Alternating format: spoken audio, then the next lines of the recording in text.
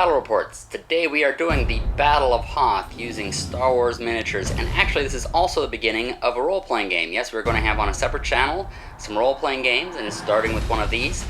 These are three of your characters that are going to be in it. You're going to see them throughout this particular battle just kind of running off the board. That's just because that's the beginning of their storyline. They start at the Battle of Hoth and it's going to continue on from there. You're going to be able to see them. I'll put the link on there so you can continue to watch their story.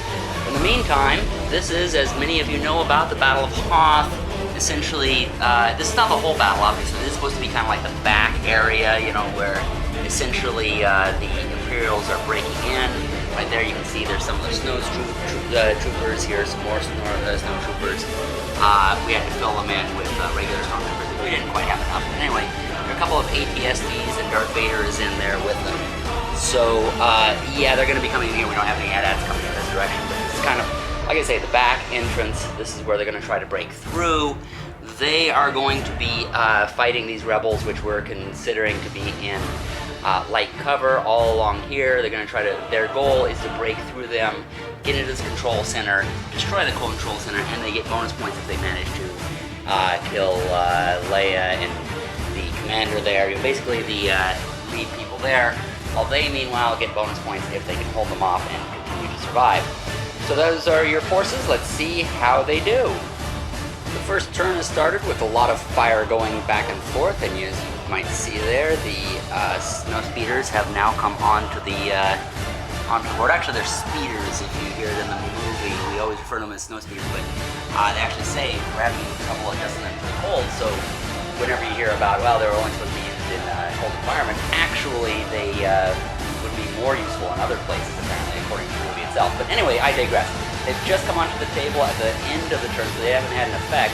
Meanwhile, the walkers have started moving forward. They're doing some damage over here. That has caused the that big gun to be damaged. It's not destroyed. In fact, it can be repaired. But they've started to damage it. Over here, you'll see this. The rebels have cavalry, actually, people riding on tauntauns. Yes, they may look like Luke and Han, but in this game, they're not actually, because Luke and Han are supposed to be somewhere else, and this is supposed to be like an actual part of the battlefield or whatever. So it's people who look and act just like Han and Luke, but aren't actually. Anyway, they kind of waited until the Imperials moved forward before moving forward themselves, because when, oh, by the way, there's going to be attacking them, or at least the board on the side. Anyway, they waited for the Imperials to move forward before they got forward, and now they've run up to that particular point. They just didn't want to run up in their faces and then get hit. Next turn, they'll be able to reach to them if they go first, so that'll be a question of initiative. Anyway, this big gun did shoot back, did manage to take out one of the Imperials, but a lot of the shooting was at such long range, they're not able to really do any damage to each other yet, so really it's going to be next turn to determine what's going on. Meanwhile, you can see the heroes from the role-playing game are starting to move out in that direction. Oh yes, I forgot to mention one guy here. It was very important I was reminded. This is Fred. Fred shot over here, took out one of the rebels. I was terrible for forgetting that particular one. Thank you to my opponent for reminding me of that.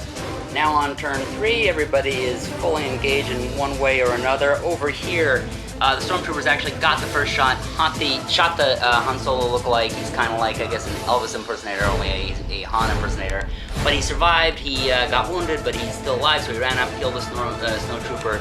And the stormtroopers stayed where they were so they could get more effective shots. That did slow them down from being able to get further. Their long-range shot, or their large gun, is killing a guy, and another one was killed over here by the ATST, which is now being flown at by a speeder who has already shot at them, doing some damage to them.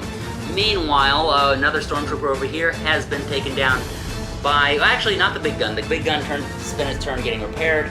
It was a lucky shot by these guys, and speaking of lucky shot, they actually got a shot over there at one of the stormtroopers, and the Luke Skywalker impersonator went up and killed one of them, and the survivors have shot back at him and got some wounds to him as well. So the cavalry is wounded on both fronts, but they're both still alive. The ATST that's shooting is turned towards the speeder.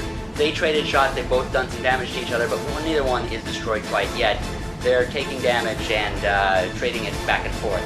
Meanwhile, over here, our heroes are starting to run off the board towards their mission. Again, you'll be able to see their story at the role-playing site. And over here, everybody's still in their control center waiting for it to break through. The rebels are starting to lose their numbers in trying to defend that area, so it might be some trouble for them. And the action is heating up with the most obvious one right here, with the speeder being shot down by the ATST right at its feet there. It's a perfect visual for that. And right at the feet of Darth Vader, who is standing there essentially holding it back, saying, "You shall not pass." Yes, the villains sometimes say that too. This speeder has gone up to this walker and is flying around it. It's got its tow cable onto the ATST, and if it can fly around it, it may just be able to trip it. Over here, there's continuing to be firing over... Well, actually, they can't even hit them at this point because they're behind a hill. And they're staying there fighting with the Luke Skywalker impersonator, who's taking down another guy. They continue to wound him, but he's not quite down yet. He is really wounded. Can't say the same for Han Solo over here. He's been taken down, the Han Solo impersonator. So he's down. But he did slow these guys down quite a bit. They had to stay there again to shoot him. Actually, they could have moved and shot, but they wanted to make sure they took him down. Over here, these guys shot over here, took out the commander. This flank is almost completely wiped out now with all of these guys and Han Solo taken down. Vader's little entourage is getting cut down as well, with these guys shooting at him. In fact, the main gun has been repaired and is shooting over at them. Actually, it's shooting at the ATSTs, not really doing a lot, but the men are hitting there, and women, I suppose it'd be both in the Rebel Alliance here, shooting them down, but they're taking shots as well. And so far, this front is holding. Just had to get a quick shot of the Luke Skywalker impersonator there, because it just looks really cool. Oh yes, and our role-playing heroes are at the edge of the board and going off to their adventure. Be sure to watch that on our Bandwagon Games channel. And the carnage continues, and the most obvious, of course, once again, is near the center here, where this ATST has been taken down by this speeder, who has flown around him and tripped him and taken him down. Meanwhile, Vader and his two cronies are continuing to go towards the front door. They're marching towards it. I suppose doing their Imperial march as they go. I'd like to hear them doing it a cappella. Anyway, they are shooting, and he is choking at them, taking out 3 more rebels, including their commander. So this front is now starting to be damaged, and including, actually, you may see that smoke there, although it's sort of hidden in the white there, has been damaged. The big gun has been damaged by the ATST, which is now turned towards that and is doing damage there. And the Luke Skywalker impersonator has finally been taken down by these stormtroopers. He just ran up there to probably just to slow them down, and he was successful at that, but they did end up taking him down in the process, so he basically sacrificed himself. The big gun has taken down the last rebel on this flank, and now this flank is completely open for these stormtroopers to go in there, although they are under the shadow of a speeder, so we'll see how that goes. Continuing on now, and the Imperials have gotten to the door. They're ready to go in there and knock some heads. Meanwhile, there are reinforcements running up behind them. We're starting to get strafed by the speeder, and we're starting to refer to them as the Duke Boys. Yes, Luke and Bo Duke. And if you don't know that reference, then good for you, because yeah, it's probably best you don't know that. Anyway, the Duke Boys are flying by, strafing the Imperials as they go by, and one of those ATSTs now is going to be firing back at him, along with Vader right there beneath it. That is a nice little image, although it's kind of hard to see him in the dark there. Anyway, they're starting to fire back at him. They're doing damage to the speeder, who is doing damage to the stormtroopers, or snowtroopers as they might be called here. The big gun has moved. It wasn't able to fire this turn. Instead, these guys are trading fire shots back and forth, taking one-for-one basically hits. The big gun is shooting at the ATST, and now it's really a question of, because kind of there are 4 big guns here. There's the big gun on the bottom right, which is the speeder, the rebel big gun that's in placement on the top right. Meanwhile, in the bottom left is the Imperial large gun, which can be moved, and the Imperial ATST up here in the top left. And so it's really a question of, because those are the big guns that can go against each other, it's really a matter of who's going to take out whom here. So that's going to be a big thing as we go along, and as the Imperials try to break in.